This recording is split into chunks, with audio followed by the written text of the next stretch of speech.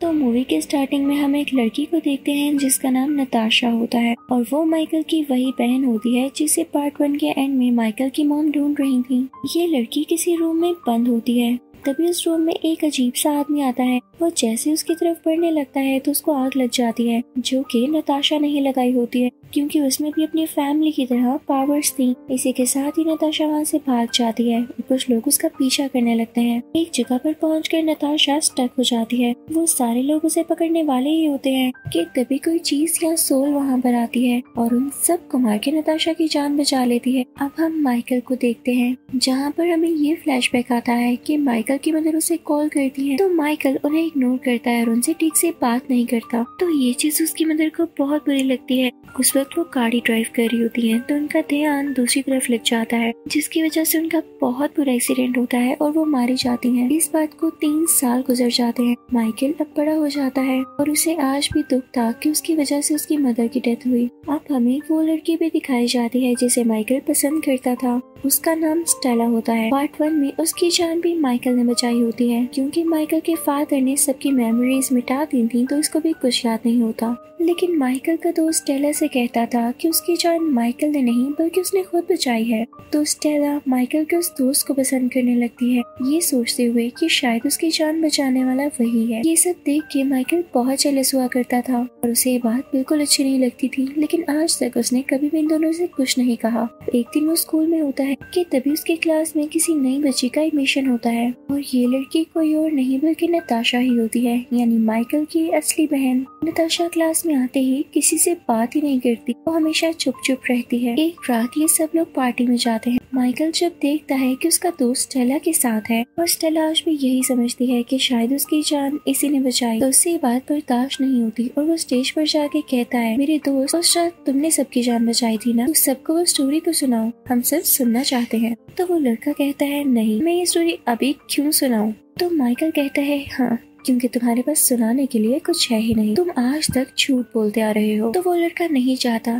कि उसका राज सामने आए, तो स्टेला को अपने साथ लेके वहाँ से निकलने लगता है। लेकिन तभी माइकल स्टेला को रोकता है और उसे कहता है, रुको, मैं तुम्हें अपनी पावर सिखाता हूँ। तुम्हारी जान उस दिन उस लड़के ने नहीं बल्कि मैंने बचाई थी। लेकिन इससे पहले कि वो अपनी पावर शो कर पाता, उसकी बहन नताशा सिर्फ आग लगा देती है, तो सब लोग उस तरफ देखने लगते हैं और माइकल अपनी पावर का यूज कर ही नहीं पाता। नताशा ने शायद इसलिए किया था कि उसकी भाई की पावर किसी के सामने न आए। इसके बाद माइकल बेहोश हो जाता है और जब उसे होश आता है तो वो खुद को नताशा के सामने पाता है। तो नताशा उसे कहती है, माइकल, हाँ, मैं ही तुम्हें यहाँ लेकर आई हूँ। क्या तुम्हें पता नहीं कि हमें अलाउ नहीं है कि हम अपनी पावर्स का यूज किसी के सामने करें? मैंने तो चुपके से आग लगा दी, किसी को पता भी नहीं चला और तुम सबके सामने अपनी पावर्स दिखाने वाले थे। तो माइकल कहता है, तुम्हें इससे क्या, तुम हो कौन? माइकल अपनी शर्ट पहनने लगता है तो नताशा उसे आग लगा देती है। तो माइकल ये देख के काफी हैरान होता है कि इसके अंदर ये पावर्स हैं कैसे। तभी वहाँ पर इन दोनों की मॉम आती हैं जो कि माइकल को बताती हैं कि ये तुम्हारी वही मिसिंग बहन है। वो अपने बच्चों से कहती हैं कि तुम लोगों में जो पावर्स आई हैं वो हमसे आई हैं, साथ ही वो गायब हो जाती हैं।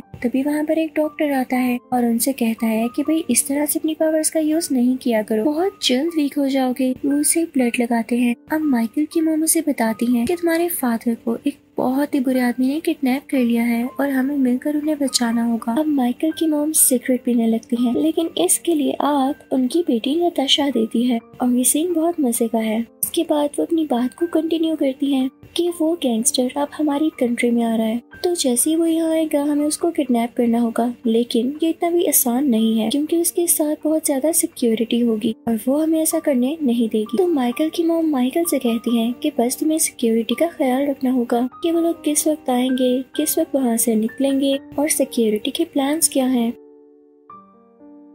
उन्हें बस थोड़े से खून की जरूरत थी क्योंकि काफी वीक हो चुकी थी। अब माइकल यूएसबी में वो सारा डेटा कॉपी करता है जो कि उसकी मदर ने पूछा था और करने को कहा था, जिससे उसकी मदर काफी खुश होती है और उसे गले से लगा लेती है। अब नताशा अपने भाई माइकल को बताने लगती है कि जहाँ पर मैं पहले रह रही थी वो लेडी तो बहुत अच्छी, लेकिन उनके मरने के बाद उनके बेटे ने मुझसे बहुत मिसबिहेव किया, जिसके बाद मैं अपनी जान बचाते हुए यहाँ आ गई। सच कहूँ तो मुझे मॉम लेकर आई है। अभी अच्छी बात होती है कि तीनों एक साथ रहने लगते हैं। उन दोनों की मॉम भी बहुत खुश होती हैं, एक साथ खाते हैं, एंजॉय करते हैं, सोते हैं और बचपन की सारी कमियां अब पूरी होती हैं। अब यहाँ पर हम देखते हैं कि माइकल की मॉम को एक फ्लैशबैक आता है जिसमें वो रशिया में थी, उन्हें किडनैप करके कहीं पर लेकर आया गया था। इनफैक्ट ये ऐसी जगह थी जहाँ पर वही गैंगस्टर कुछ एक्सपेरिमेंट कर रहा था उन लोगों के ऊपर जिनमें सुपर एबिलिटीज या पावर्स होती हैं। उनको इलेक्ट्रिकल शॉक्स देखे कि क्या इनकी पावर्स बढ़ती या चेंज होती है या नहीं। लेकिन एक दिन वहाँ से सारे लोग भाग गए जिनमें माइकल की मॉम भी शामिल थी।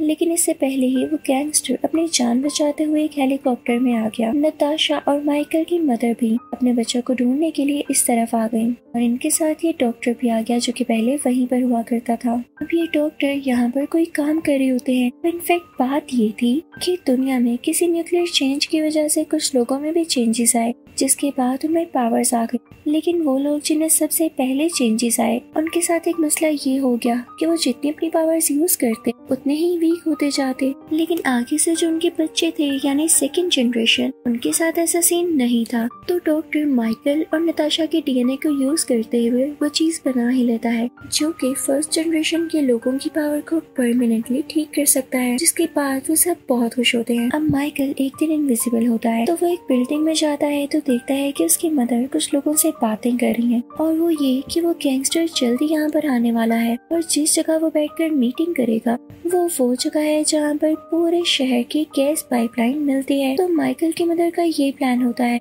कि वो नताशा की मदद से उस पूरी पाइपलाइन में आग लगा देंगी ताकि इसके बाद वो गैंगस्टर भी मारा जाए। और ये सब कुछ माइकल सुन लेता है। अब माइकल ये सारी बातें जाकर अपनी बहन नताशा को बताता है, लेकिन वहाँ पर इसकी मदर भी आ जाती है। माइकल से कहती है कि मुझे यकीन नहीं आ रहा कि तुमने हमें धोखा दिया। अगर हम ये प्लान कर भी रहे हैं, उस गैंगस्टर को मारने वाले हैं, तो तुम्हें इससे इशू क्या है? तो माइकल कहता है कि नताशा अभी छोटी है, अब उससे मर्डर करवाएंगे। तो माइकल की मदर कहती है, सॉरी बेटा, मुझे तुम्हें कैद करवाना होगा क्योंकि तुम मेरे अब किसी काम के नहीं। अब वो लोग माइकल को पकड़ लेते हैं। तो माइकल अपनी मदर से कहता है, इसका फायदा क्या होगा? नताशा के साथ साथ आपको भी तो अपनी पावर्स यूज करनी होंगी, उसके बाद आप वीक हो जाएंगी। तो उसकी मदर कहती है, नहीं अब नहीं, डॉक्टर अपने प्रोजेक्ट में कामयाब हो चुका है। इसी के साथ वो एक बहुत बड़े टैंकर में जाती है जिसमें कोई लिक्विड होता है। वो उसके अंदर जाती है और जब बाहर आती है तो उनकी बॉडी पहले की तरह हो चुकी होती है, बिल्कुल साफ और हील। और अब इनमें ये पावर भी थी कि वो जितना भी अपनी पावर्स का इस्तेमाल करें वो कभी भी वीक नहीं होंगी। माइकल को जहाँ पर बंद किया होता है वो वहीं पर बेहोश हो जाता है और कुछ ही टाइम में उसे किसी की आवाज आती है जो कि उसके फादर की होती है। तो उसके फादर उसे कहते हैं, माइकल घबराओ नहीं, मैं हूँ तुम्हारा फादर। इनफैक्ट मुझे भी तुम्हारी मदर ने ही यहाँ पर कैद किया हुआ है क्योंकि मैं भी उनके इरादों को जान गया था, लेकिन फिक्र नहीं करो, हम इससे जल्द ही आजाद होंगे। माइकल के फादर उसे यहाँ पे काफी अजीब चीज बताते हैं कि तुम नहीं जानते कि तुम्हारी असली मॉम कितनी जालिम है। उन्होंने तुम्हारी फोस्टर मदर को मारा। उनका एक्सीडेंट नहीं हुआ था बल्कि उन्हें खाई में खुद फेंका गया था, जिसे सुनकर माइकल को बहुत गुस्सा आता है, जिसके बाद वहाँ की दीवारें टूटने लगती हैं।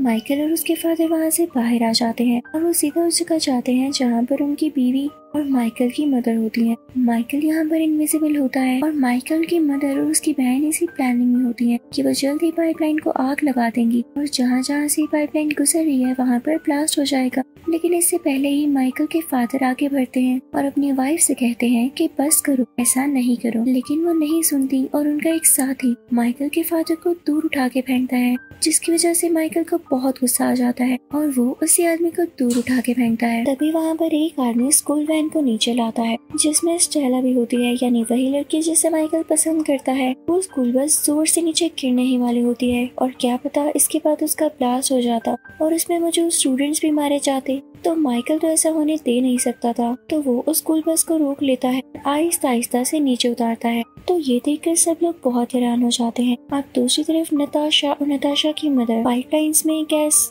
छोड़कर उसमें आग लगाने ही वाली होती है कि तभी माइकल अपनी पावर्स का यूज करते हुए नताशा को दूर फेंकता है ताकि वो उसको इग्नाइट ना कर सके, जिससे नताशा जख्मी हो जाती है। वहाँ पर एक और लड़की होती है जो कि अपनी पावर्स का यूज करते हुए माइकल को हवा में उठा लेती है ताकि माइकल कुछ कर न सके। नताशा की मदर उसके पास जाती है और उसके कान में कहती है, जल्दी करो बेटा, हमें देरी नहीं करनी। तो माइकल टेलीपैथी को यूज करते हुए अपनी बहन नताशा से बात करता है और उससे कहता है कि हमारी मदर बहुत जालिम है, इन्होंने ही मेरी फोस्टर मॉम को मारा था। और पता है ये यहाँ क्यों आई है? सिर्फ और सिर्फ अपने पर्पस के लिए, क्योंकि ये चाहती थी कि अपनी पावर्स का यूज करें और वीक ना हो, इसीलिए इन्होंने हमारा डीएनए यूज किया। इसके अलावा इन्हें हमसे कोई मतलब नहीं था, ना ही हमसे प्यार करती है। तो नताशा अपनी मदर का माइंड रीड करती है तो वाकई में ऐसी ही बात होती है, जिसे फील करके नताशा को बहुत बुरा लगता है और वो अपनी मदर का काम नहीं करती। नताशा पीछे मुड़ती है और अपनी मदर से कहती है कि आप सिर्फ बदला लेना चाहती हैं, कभी किसी से प्यार नहीं कर सकती, इसीलिए तो अपने डैड के साथ भी ऐसा किया। तो ये सुनकर उनकी मॉम को काफी गुस्सा आता है और वो खुद को गायब कर लेती है। लेकिन तभी वहाँ पर हम देखते हैं कि इन दोनों की मदर जो कि गायब थी, लेकिन वो एक लकड़ी का टुकड़ा उठाती हैं जिस पर आग चल रही होती है, स्टेयर्स के ऊपर जाने लगती हैं उसी पाइपलाइन पर आग लगाने के लिए। लेकिन तभी वहाँ पर माइकल के फादर आ जाते हैं और उनको रोकते हैं,